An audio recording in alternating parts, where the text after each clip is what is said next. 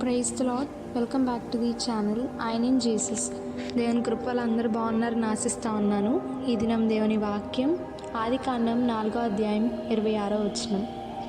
మరియు షేతునకు కూడా కుమారుడు పుట్టెను, అతనికి ఎనోషను పేరు పెట్టెను. అప్పుడు యెహోవా నామమున ప్రార్థన చేయుట ఆరంభమైనది. ఈ దినం మనం ధ్యానించబోతున్న వ్యక్తి ఎనోషు గారు. ఆయన జీవితం నుండి మనం నేర్చుకునే విషయాలను చూద్దాము.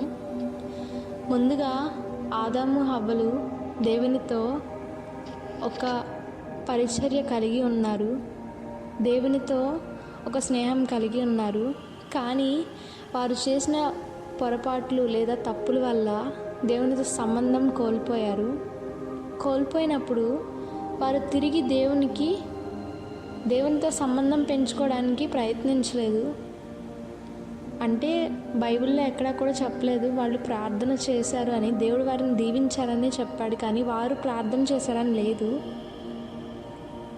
ఆ తరువాత వారి వంశావళిలో నుండి వచ్చిన ఎనోషు అనే వ్యక్తి నుండి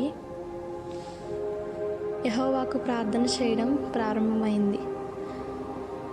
అంటే ఎనోషు గారు దేవుని యొక్క ప్రజెన్స్ని పొందుకున్నారు. ఆయన యొక్క నామమును ప్రార్థించడం వల్ల ఆయనతో సంబంధం తిరిగి ఏర్పరచుకున్నారు. మన కుటుంబాల్లో కూడా మనం అన్యుల కుటుంబాల నుండి వచ్చామేమో, దేవుడు ఎన్నుకున్న వారిని ఆయన విడిచిపెట్టువాడు కాదు. మనకొచ్చిన కష్టాలను బట్టి మనం తొలగిపోవాలని చూస్తూ ఉన్నామేమో. ఎటువంటి కష్టమైనా ఎటువంటి ఇబ్బంది అయినా కానీ ఆయనకు ప్రార్థన చేయడం వల్ల ఆయన సన్నిధిని మనము రుచి చూస్తాము.